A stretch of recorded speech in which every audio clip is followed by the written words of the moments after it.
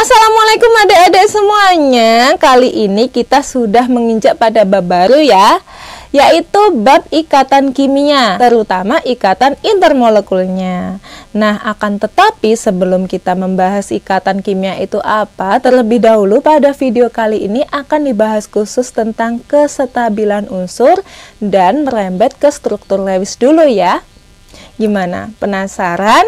Simak terus ya adik-adik ya, jangan kebanyakan di skip loh, biar ngerti ya.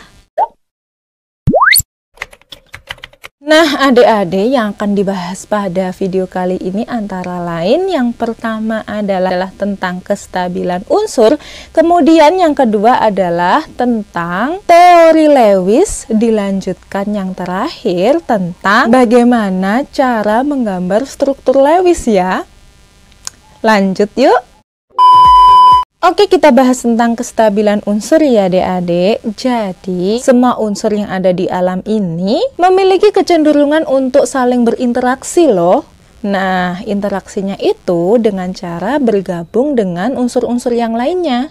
Nah, hal itu dilakukan oleh unsur-unsur tersebut dengan tujuan untuk mencapai kestabilan. Nah, adik-adik, bergabungnya itu dikarenakan adanya gaya tarik-menarik antar unsurnya. Nah, hal ini menyebabkan timbulnya senyawa baru yang bersifat khas dan berbeda-beda antara satu dengan yang lainnya. Nah, adik-adik, gaya tarik-menarik ini yang mana dapat menyebabkan suatu senyawa kimia ini bersatu dinamakan dengan ikatan kimia. Sampai sini sudah tahu kan ikatan kimia itu sebenarnya apa? Teori ikatan kimia itu dicetuskan oleh Bapak Gilbert Newton Lewis. Itu fotonya ya. Gimana? Sudah paham ikatan kimia itu apa? Lanjut ya. Adik-adik, sebelum kita membahas bagaimana teori Lewis, kita pelajari dulu konsep ikatan kimia itu bagaimana. Jadi adik-adik, gas mulia itu atau unsur-unsur yang ada di golongan 8 kan sangat sukar membentuk senyawa baru kan? Hal itu dikarenakan gas mulia memiliki susunan elektron yang stabil. Stabil di sini maksudnya tidak melepas atau menerima elektron di kulit terluarnya. Karena kelakuan gas mulia yang kayak gini nih, maka dia disebut sebagai inert. Sedangkan untuk atom yang lain selalu ingin memiliki susunan elektron yang stabil seperti golongan 8A atau golongan gas mulia. Nah, caranya mereka melakukan penangkapan atau pelepasan elektron. Pelepasan atau penangkapan elektron ini dicapai dengan cara berikatan dengan atom yang lain. Nah, adik-adik, coba nih kalian lihat. Di sana sudah aku kasih daftar dari unsur-unsur yang ada di gas mulia kan? Kalian lihat untuk kulit terluarnya atau elektron valensinya. Di sana jumlah elektron terluarnya ada 2 dan 8 kan? Yang elektron terluarnya 2 seperti helium itu dinamakan duplet. Sedangkan untuk yang elektron terluarnya 8 itu dinamakan dengan oktet. Karena unsur-unsur ini memiliki elektron valensi 2 dan 8 atau duplet dan oktet, maka dia menjadi unsur yang stabil. Tapi ingat, yang mempunyai susunan elektron terluar duplet hanya helium saja ya. Kemudian yang menjadi pertanyaan adik-adik, bagaimana dengan unsur-unsur yang lain? Seperti itu kan? Nah, karena semua unsur-unsur memiliki kecenderungan untuk mencapai kestabilan seperti unsur-unsur yang ada di golongan 8A atau gas mulia, maka unsur-unsur yang lain ini akan bergabung atau berikatan dengan unsur-unsur yang lain guna memenuhi aturan duplet ataupun oktet. Nah, aku ingatkan lagi, oktet ataupun duplet artinya elektron valensi dari unsur-unsur tersebut dibuat 2 ataupun 8. Artinya, pada proses ikatan nanti, tiap-tiap unsur akan saling bertukar elektron agar kulit terluarnya berjumlah 8. Nah, karena hal inilah, maka aturan ini disebut sebagai kaidah oktet. Oke, sekarang kita lanjut ke aturan serah terima elektron ya. Yang pertama, unsur-unsur yang memiliki elektron valensi 1 sampai 3, maka akan melepaskan seluruh elektron valensinya. Kemudian untuk unsur-unsur yang memiliki elektron valensi 4, maka mereka akan melepaskan ataupun menerima elektron valensinya, atau biasanya dipakai secara bersama-sama membentuk ikatan ya.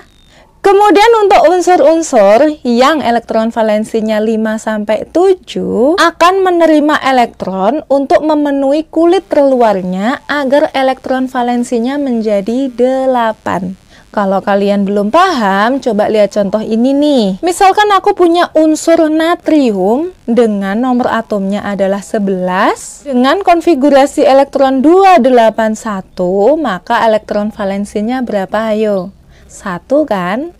Karena dia 1, maka akan dilepaskan elektron ini.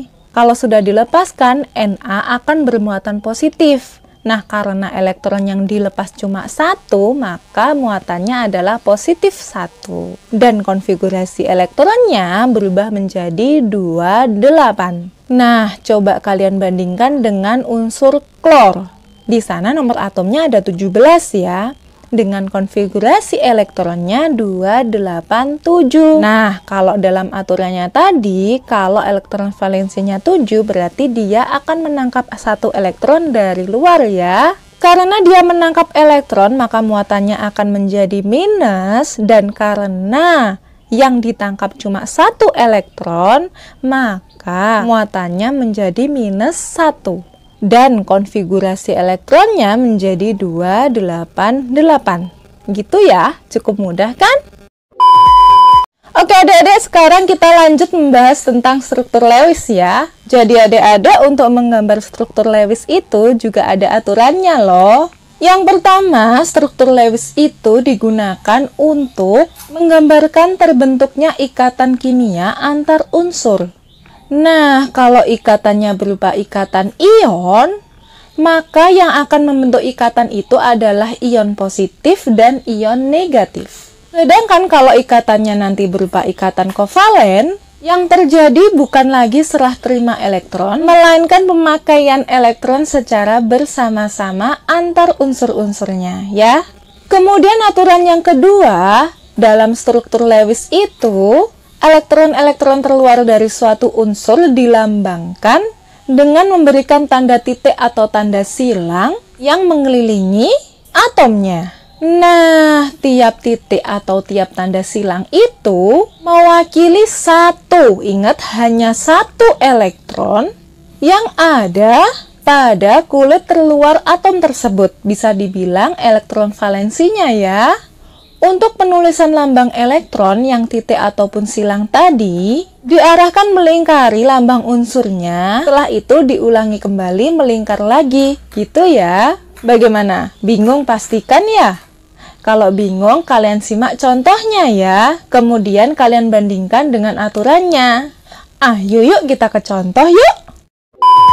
Untuk contoh yang pertama nih adik-adik ya, aku memakai unsur Al dengan nomor atomnya adalah 13. Karena nomor atomnya 13, otomatis konfigurasi elektronnya adalah 283.